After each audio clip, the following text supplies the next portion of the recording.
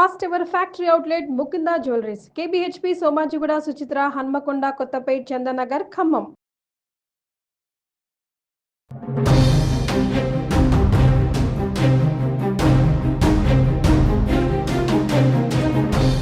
Operation Sindoor Pahalgam ఉగ్రదాడి తర్వాత 15 రోజుల తర్వాత భారత ప్రతీకార దారులకు దిగింది.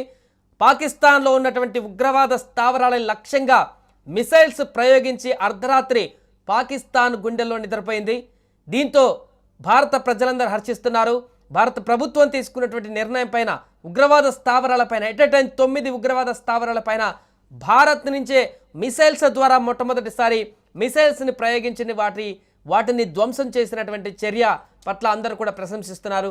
ప్రపంచ దేశాలకు కూడా ఈ దాడి జరిగినటువంటి వెంటనే ఇన్ఫర్మేషన్ కూడా ఇవ్వడం జరిగింది. దీనికి సంబంధించి మిగతా దేశాలు కూడా ఇప్పటి వరకు పాకిస్తాన్ మద్దతుగా ఎవరు నిలబడలేదు. ఉగ్రవాదం పైన భారత్ చేస్తున్న పోరాటానికి ఇంకా మద్దతు తెలుపుతున్నారు. ఈ నేపథ్యంలో పాకిస్తాన్ అటు ఎమర్జెన్సీని ప్రకటించింది, ఇటు భారత వ్యాప్తంగా కూడా అలర్ట్ ప్రకటించింది ప్రభుత్వం. దీనికి సంబంధించి కీలక నిర్ణయాలు తీసుకునేటువంటి దిశగా కూడా ముందుకు వెళ్ళబోతున్నట్టు తెలుస్తుంది. ఇది కాసేపట్లో కేబినెట్ భేటీ కానీ మిగతా సైనిక అధికారులతో భేటీ కానీ ఆ తర్వాత ఎలాంటి నిర్ణయం తీసుకోబోతుంది భారత ప్రభుత్వం అనేది కూడా తెలియాల్సి ఉంది. ఈ నేపథ్యంలో మాక్ డ్రిల్ కూడా ఉంది. సో ప్రధానమైనటువంటి పట్టణాలన్నింటిలో కూడా నగరాల్లో కూడా మాక్ డ్రిల్ కొనసాగుతుంది. ముఖ్యంగా హైదరాబాద్ నగరంలో అలర్ట్ మరింత కొనసాగుతుంది, భద్రతాపరమైనటువంటి అలర్ట్. ఎందుకంటే కేటగిరీ 2 పాకిస్తాన్ కనుక దాడి చేస్తే కేటగిరీ 2 ఉన్నటువంటి నగరాలలో హైదరాబాద్ ఉంది. అందుకే ఇక్కడ కూడా అలర్ట్ ఉంది, సెక్యూరిటీ భారీగా పెంచారు. దీనికి సంబంధించిన పూర్తి వివరాలు తెలుసుకుందాం. మా ప్రతినిధి ప్రేమ్ చార్మినార్ నుంచి లైవ్లో సిద్ధంగా ఉన్నారు. ఈ దాడి తర్వాత అక్కడ తాజా పరిస్థితులు అందిస్తారు. ప్రేమ్, అర్ధరాత్రి జరిగినటువంటి ఆపరేషన్ సింధూర్ తర్వాత ప్రస్తుత పరిస్థితి ఏంటి? సెక్యూరిటీకి ఏమన్నా ఇంకా పెంచడం జరిగిందా? హైదరాబాద్ లో తాజా పరిస్థితి ఏంటి? సాయి, మనం చూసినాం ఏప్రిల్ 22న ఏదైతే పెహల్గాం, జమ్మూ కాశ్మీర్ ప్రాంతంలోని పెహల్గాం లో జరిగిన ఉగ్రదాడి ఏదైతే ఉందో ఆ రోజు నుంచి కూడా ప్రభుత్వం చాలా కీలకమైన సమావేశాలు ఏర్పాటు చేయడం, భారత్ పాకిస్తాన్ పైన ఏదైతే ప్రతీకార చర్య తీసుకుంటాం, ప్రతీకారం తీర్చుకుంటాం అని చెప్పి ఇప్పటి వరకు చెప్తుండడం, వాటన్నిటిని మనం ప్రజలకు సుమన్ టీవీ ద్వారా ఎప్పటికప్పుడు అప్డేట్ చేస్తూనే ఉన్నాం.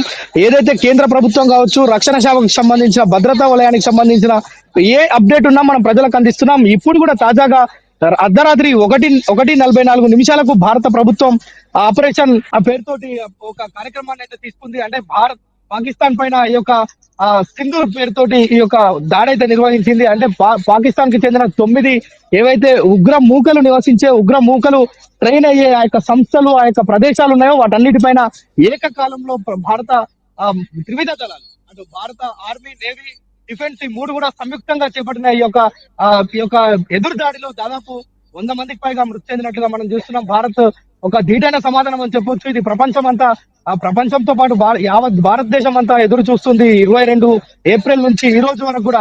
ఎందుకంటే ప్రతి ఒక్కరు జమ్మూ కాశ్మీర్ లో అమాయకమైన ప్రజలను, పర్యాటకులను, అదేవిధంగా ఆర్మీకి సంబంధించిన వారిని కూడా అందులో చంపేయటం మనం చాలా, అంటే భారత్ మొత్తం దిగ్భ్రాంతి వ్యక్తం చేసిన పరిస్థితి. ఆ రోజు నుంచి ప్రతి ఒక్కరు ఎదురు చూస్తున్నారు. భారత్ ఏ క్షణంలోనైనా సర్జికల్ స్ట్రైక్ నిర్వహిస్తుంది, లేదంటే ఒక యుద్ధాన్ని ప్రకటిస్తుంది.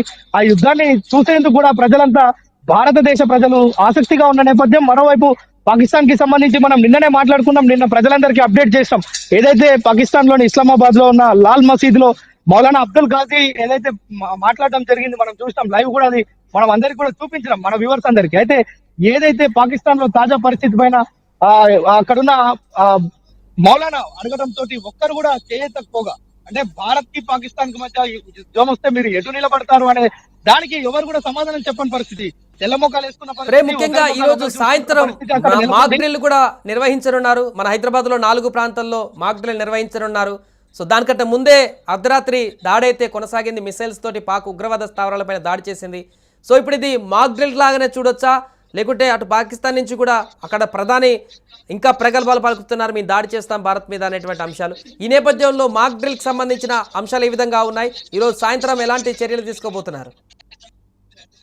సాయి, మనం నిన్న సాయంత్రమే మనం చెప్పాం మాక్ డ్రిల్ కి సంబంధించి. ప్రభుత్వం ఎందుకు మాక్ డ్రిల్ నిర్వహిస్తుంది అంటే 1971 తర్వాత మళ్ళా ఈ రోజు మాక్ డ్రిల్ నిర్వహించేందుకు కారణం ఏంటంటే భారత సర్కార్ చాలా తన విచితంగా పరిశీలించి పాక్ పైన అటాక్ చేసేందుకు సిద్ధంగా ఉంది. ఏ క్షణమైన యుద్ధమే ఆవరించి ఉన్నాయని మనం నిన్నటి వరకు చెప్పుకున్నాం. కానీ అర్ధరాత్రి నుంచి యుద్ధం మేఘాలు బుల్లెట్లతోటి వర్షించాయి, అక్కడ కురిపించాయి. భారత్ సరిహద్దు ప్రాంతాలు పాకిస్తాన్ లో కూడా మొత్తం పొద్దున మనం ఉదయం లేవగానే సూర్యోదయాన్ని చూసాం. పాకిస్తాన్ మాత్రం నెత్తుటి మరకలను చూసింది.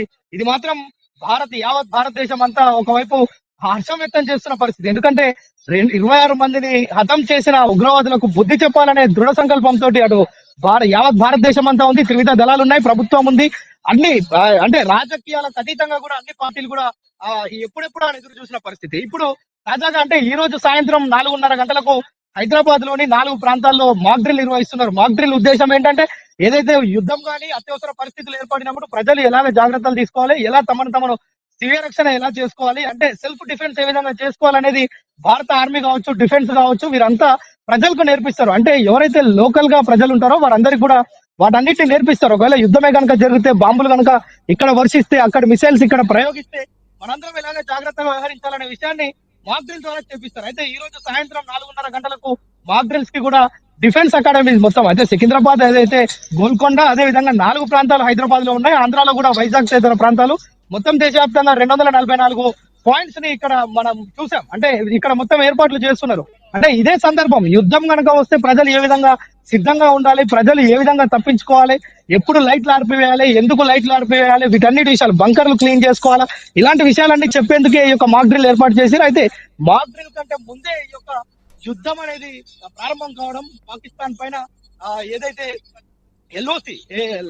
ఎల్ఓసి అదే విధంగా పాకిస్తాన్ కి సంబంధించి దాదాపు 100 కిలోమీటర్ల దూరం వరకు కూడా మన ఈ యొక్క మొత్తం అణుబాంబులు అక్కడ పడడం చూస్తున్నాం, బుల్లెట్ల వర్షం కురవడం చూస్తున్నాం. దాదాపు 100 మంది ఇక్కడ వరకు మృతి చెందినట్లుగా చూస్తున్నాం. అంటే ఏది కూడా అంతర్జాతీయ సమాజంలో భారత్ పాకిస్తాన్ ని ఏకాకి ఇప్పటివరకు చేసింది, ఇక ముందు కూడా చేయబోతుంది అనడానికి ఇది ఒక నిదర్శనం. ఎందుకంటే ఏదైతే ఈ 9 ప్రాంతాల్లో భారత్ కాల్పులు జరిపిందో, దాడులు చేసిందో, పాక్ ఉగ్రవాద శిబిరాలను ధ్వంసం చేసిందో, వాటిని సమూలంగా నాశనం చేసిందో, అవన్నీ కూడా కేవలం భారత్ డిఫెన్స్ చేసుకోవడానికి, అదే విధంగా ఉగ్రవాదులు భారత్ పైన చేసిన దాడిని తిప్పికొట్టేందుకు పాకిస్తాన్ లో ఉన్న ఉగ్ర శిబిరాలను నాశనం చేశామే తప్ప మేము ఎలాంటి సామాన్య జనవాసాలకు మేము ఎలాంటి ఆటంకం కలిగించలేదని మనం భారత ప్రభుత్వం అంతర్జాతీయ సమాజంలో చెప్పుకునేందుకు వీలుగా ఇప్పుడు ఇదంతా కూడా చేసింది. అంటే మనం ఈ యొక్క ప్రక్రియ మొత్తం చూస్తే అర్ధరాత్రి నుంచి అధికారికంగా రక్షణ శాఖ ఏదైతే ఇచ్చిందో ప్రకటన, 1:40 నిమిషాలకు ఈ యొక్క డ్రైవ్ స్టార్ట్ చేశారు, ఈ యొక్క సింధూర్ ఆపరేషన్ సింధూర్ ను ప్రారంభించారు. అప్పటి నుంచి కూడా